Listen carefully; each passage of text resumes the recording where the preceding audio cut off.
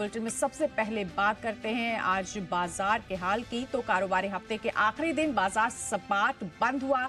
Sensex 7 अंक गिरकर 74,333 के लेवल पर क्लोज हुआ। वहीं निफ्टी 8 अंक चढ़कर 22,552 के स्तर पर बंद हुआ। बैंक निफ्टी 130 अंक गिरकर 48,497 पर बंद हुआ। और कारोबारी हफ्ते के आखिरी दिन के बाजार का हाल जानिए जी बिजनेस के मैनेजिंग एडिटर अनिल सिंघवी से। बेहद इंटरेस्टिंग एक्शन दिखा भारतीय बाजारों में इस पूरे हफ्ते। शुरुआत के 2 ट्रेडिंग सेशन सोमवार और मंगलवार को बाजार उतार चढ़ाव के बीच शांत क्लोजिंग दिखाते हुए नजर आए। बुधवार और गुरुवार को दिखी शानदार मजबूती और आज फिर से सीमित दायरे में उतार चढ़ाव के बीच एकदम शांत क्लोजिंग।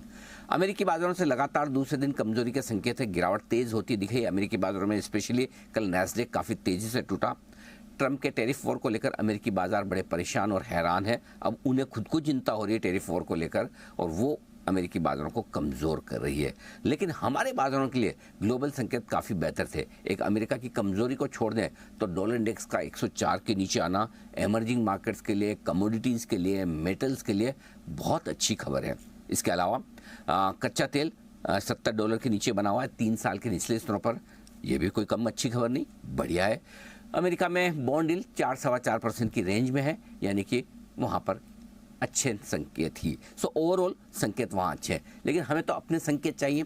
और अपने संकेतों में क्या, एक तकनीकी तौर पर बाजार मजबूत हो, जो कल हुए भी। हायर हाई हायर लोज बनाए निफ्टी ने और डे हाई पर जाकर बंद हुए। इससे बढ़िया क्या चाहिए।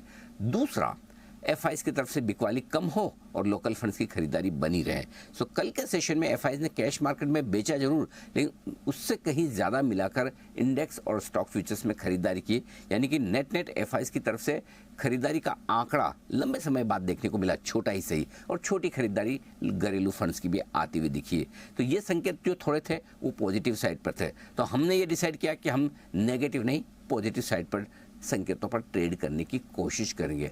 अब ग्लोबल मार्केट्स ज़्यादा बढ़ने देते नहीं और लोकल संकेत ज़्यादा घटने देते नहीं, ये आज की कहानी थी। दिन भर निफ्टी ने 22,500 22,600 की रेंज में ज़्यादातर वक्त बिताया। 35 पॉइंट एक बार के लिए दोनों तरफ निकले। 22,500 टूटा, 22,465 पर सपोर्ट लिया, 22,600 को पार किया, 22,635 के आसपास जाकर रुके। फाइनली क्लोजिंग फिर से लगातार दूसरे दिन 22,550 के आसपास हुई, सिर्फ 7 पॉइंट ऊपर। यही हाल सेंसेक्स का था। आप देख सकते हैं सेंसेक्स मुश्किल से बिना किसी बदलाव के 1 पॉइंट नीचे बंद होता दिखा। अब आइए बैंक निफ्टी। बैंक निफ्टी में भी नीचे की तरफ 48,350 के आसपास सपोर्ट लिया, 48,700 के आसपास ऊपर रुकावट और इसी छोटी सी रेंज में ट्रेड करते करते हल्के नुकसान के साथ 101 पॉइंट नीचे बैंक निफ्टी भी बंद होते हुए दिखा। मिड कैप स्मॉल कैप शेयरों में भी मिला जुला कारोबार रहा। हाँ, ये कहना जरूरी होगा कि स्मॉल कैप इंडेक्स ज़्यादा मजबूत है, लगातार चौथे दिन अच्छी तेजी दिखाता हुआ 0.5% से ज़्यादा मजबूत रहा। वहीं मिड कैप शेयरों में हल्का फुल्का नुकसान नजर आया। तो आज के सेशन में स्टॉक स्पेसिफिक और सेक्टर स्पेसिफिक एक्शन ज़्यादा था।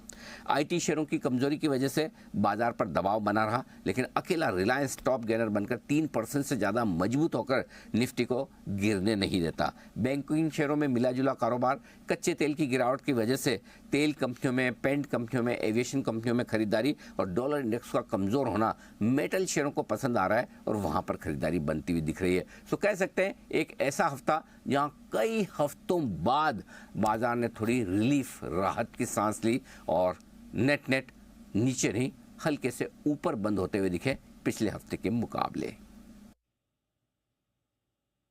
और इस हफ्ते कैसी रही बाजार की चाल, ये बता रही हैं नेहा आनंद।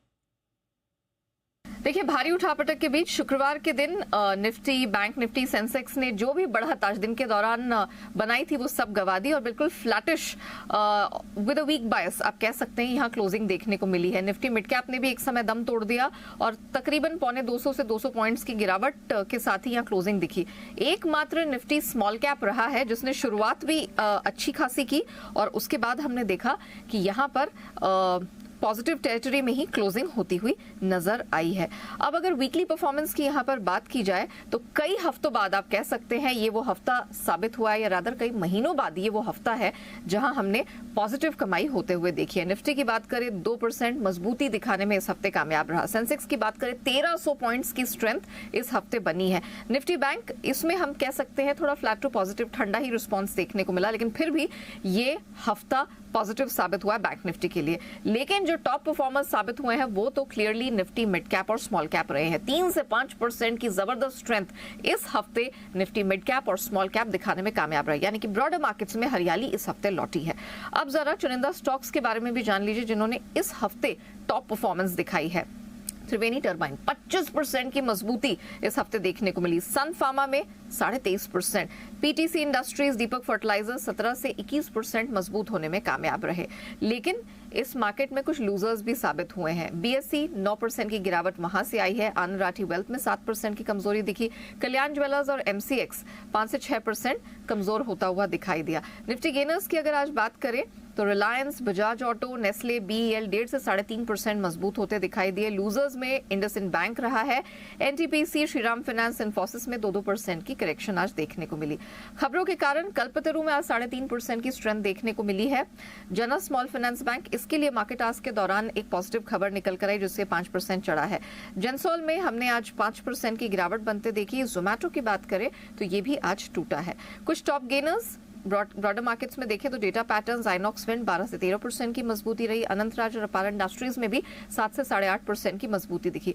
टॉप लूजर्स पे नजर डालें तो Paytm, Oracle finance, Hitachi energy, महानगर गैस 3 से 4% की कमजोरी दिखी। ऑल इन ऑल आप कह सकते हैं कि पिछले 5 ट्रेडिंग सेशन में एफआईआईज की जो कैश सेल्स है वो थोड़ी सी यहाँ पर सुधरती हुई दिखाई दी है, कम होती दिखाई दी, और उसके सामने स्टॉक फ्यूचर्स का जो प्रदर्शन है, जो खरीदारी है वो बढ़ी है।